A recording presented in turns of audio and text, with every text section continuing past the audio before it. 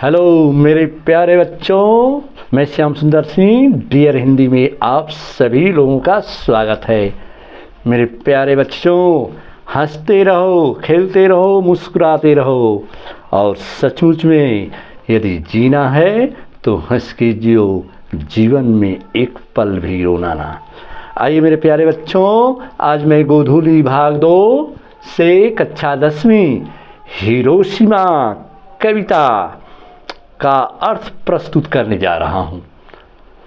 चलिए मेरे प्यारे बच्चों, प्रयोगवाद कवि हमारे हिंदी साहित्य की सबल समर्थक सच्चिदानंद हीरानंद वात्स्यायन अज्ञे द्वारा यह कविता लिखी गई है। जो हिरोशिमा शीर्षक जो है वो अपने आप में बहुत ही मशहूर कविता है।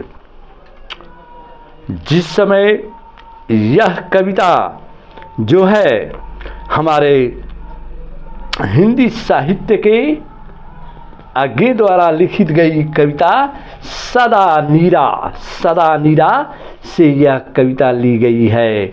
यह कविता हमें जो हिरोशिमा जापान का एक मुख्य शहर हिरोशिमा के साथ साथ एक नागासाकी भी आया है, जिसमें आणविक शक्ति का भरपूर जो है अपना प्रहार किया था। 1945 में अमेरिका ने अपना आणविक जो कि वहाँ का मानव जर जर कर की भाप बन गया, वहाँ की छायाएं जो है समाहित मिट्टी में मिल गई। यह कविता आज के दुर्दांत एवं भीषणात्मक पर चित्रात्मक करती है, जो कि आणविक शक्ति का भरपूर प्रयोग जो आज विज्ञान वरदान ही नहीं अभिशाप का कारण भी है। इसलिए आज के होड़ में हमें ऐसे शस्त्रों का प्रयोग नहीं करना चाहिए जिससे दुनिया तहस और नहस हो जाए। यह कविता बड़ी ही मार्मिक कविता है, जो विश्व को दहला देने वाली ये कविता जिस समय हिरोशिमा और नागासाकी पर अपना बम का प्रहार किया था, वह बम जो है वह बम सूरज के रूप में उगलता हुआ एक भयंकर आग का गोला की तरह बम का प्रहार आकाश से नहीं, अंतरिक्ष से नहीं, बल्कि धरती से फट करके ताप ऐसा निकलता है कि वहाँ जनजीवन को अस्त व्यस्त कर देता है। सभी मानव जो है जर करके राख हो जाते हैं, भाप हो जाते हैं, धुएं के समान। उस दिन दिशा भी। तो मेरे प्यारे बच्चों, आज मैं एक कविता का बता रहा हूँ। इस कविता के अर्थ को जरूर हमारे बच्चे जानेंगे। हाँ, तो कवि कह रहा है कि एक दिन सहसा सूरज निकला, अरे क्षितिज पर नहीं, नगर की चौक पर धूप बरसी, पर अंतरिक्ष से नहीं, फटी मिट्टी से। फटी मिट्टी माने धरती को फाड़ता हुआ। कभी यहाँ पर भीषणतम भयानक उस आणविक बम का प्रयोग जिस तरह अमेरिका करता है, उसका भयंकर प्रारूप किस तरह हो रहा है, तो कवि उस समय का चित्रण कर रहा है कि एक दिन यह अचानक बम रूपी सूरज निकला और यह क्षितिज पर नहीं, यह क्षितिज आकाश से नहीं, बल्कि नगर की चौक पर जहाँ चौराहा होता है, हिरोशिमा का जहाँ भीषण से भीषण चौराहा चारों तरफ से आने वाला रहा, वहाँ पर धूप बरसी, पर अंतरिक्ष से नहीं, फटी मिट्टी को माने धरती को फाड़ते हुए वो सूरज रूपी बम निकला और ऐसा अपना भयावह रूप दिखाया कि क्या कहना है। मेरे प्यारे बच्चों, आगे कवि कह रहा है कि छायाएं मानव जन की दिशाहीन सब ओर पड़ी। उस समय ऐसा बम का प्रहार था, इतना भीषणतम रूप था कि मानव जन की जो छायाएं थी वह दिशाहीन हो गई, किसी भी दिशा का पता नहीं चला। बच्चे, ये हमारी छंद मुक्त कविता है अग्नि द्वारा लिखी। ये प्रयोगवाद कवि के रूप में मशहूर हैं हमारे अग्नि जी।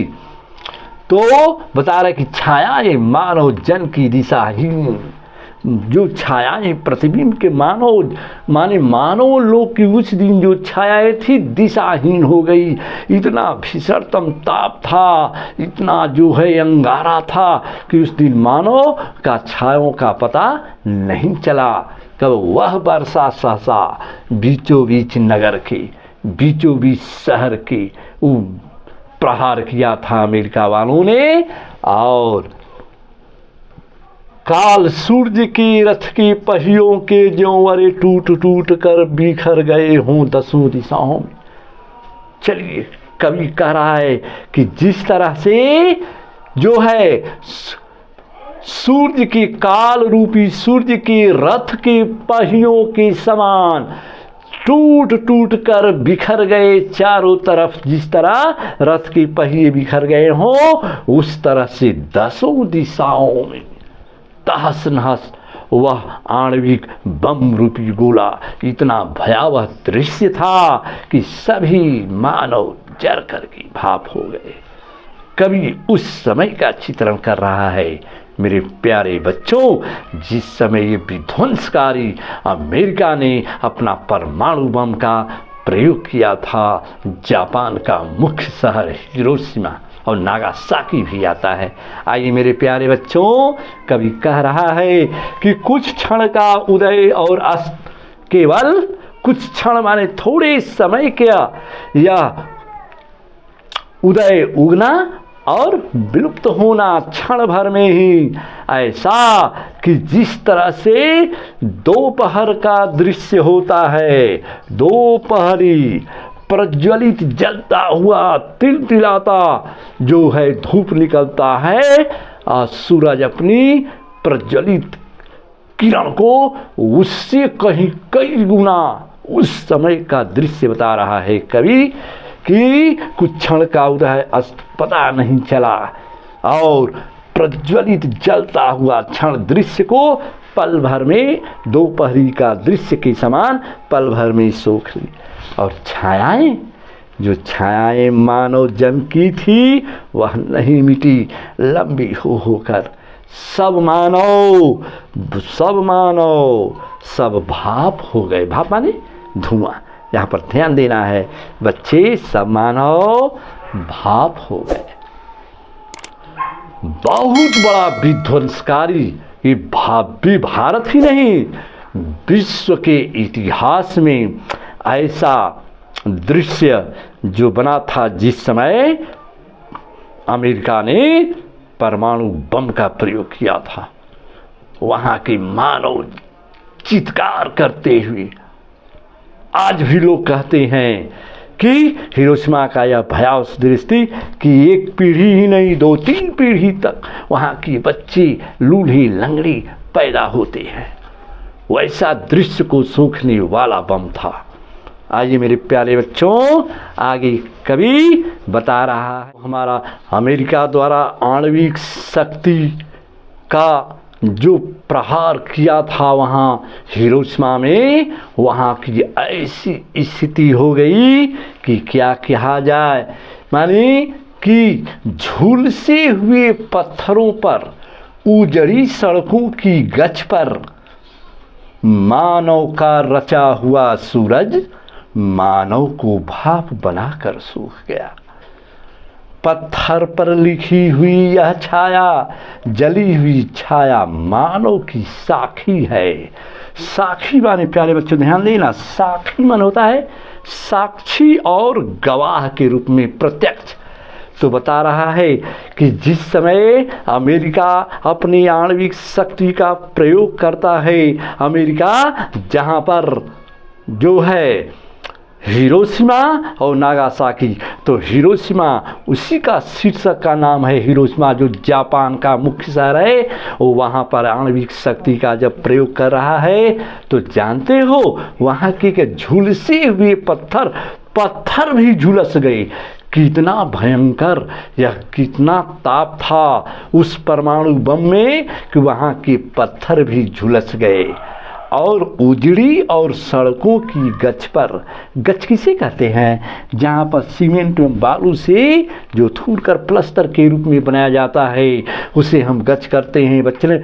आज भी वो उजड़ी हुई और सड़कों को जो सीमेंट से पत्थर पर जो बनाए हुए हैं वहाँ आज भी साक्षी के रूप में, प्रमाण के रूप में हमें देखने को मिलता है कि आज भी लोग जाते हैं तो उस जगह का, स्थल का निरीक्षण कर कर वहाँ पर बताया जाता है कि यही एक ऐसा जगह था जिस समय हिरोशिमा पर अमेरिका ने बमबारी किया था। तो बच्चे, मानव का रचा हुआ सूरज, मानव का बना हुआ, मानव का रचा हुआ माने मानव का बना हुआ सूरज माने बम रूपी गोला, आणविक रूपी वही जो बम है आयुध के रूप में, तो सूरज माने सूरज रूपी बम मानव को भाप बनाकर सूख गया, माने मानव को धुआं से धुआं मिला दिया। भाप की समान इतना वो प्रज्वलित और इतना दहनशील और इतना भयंकर बम का प्रहार था कि सभी मानव जर कर की भाप हो गए। तो मानव को भाप बनाकर सूख गया। सूख जाना माने बच्चे समाप्त कर देना, पता तक नहीं चला मनुष्य की हड्डियों तक, सभी लोग धुएं के समान ध्वस्त हो गए। और पत्थर पर लिखी हुई यह जो आज लोग जाते हैं तो बताया गया है कि जहाँ पत्थर पर लिखी हुई यह जली हुई छाया है, आज मनुष्य को, वहाँ मानव को साक्षी के रूप में माने साक्षी के रूप में, गवाह के रूप में प्रत्यक्ष प्रमाण देखने को मिलता है। जहाँ पर बम का प्रहार किया गया था नगर के उस चौक पर जहाँ चौराहा है। तो बच्चे, आज भी हमारे इतिहास में स्वर्णिम अक्षरों में जो हिरोशिमा पर भयंकर जो बमबारी, भयंकर आणविक शक्ति का प्रयोग किया था अमेरिका ने 1945 में, उस समय का दृश्य अंकन को करते हुए हमारे महान प्रयोगवादी कवि गे ने अपना व्यक्त किया है, प्रस्तुत किया है। तो मेरे प्यारे बच्चों, आज के लिए बस इतना ही। धन्यवाद।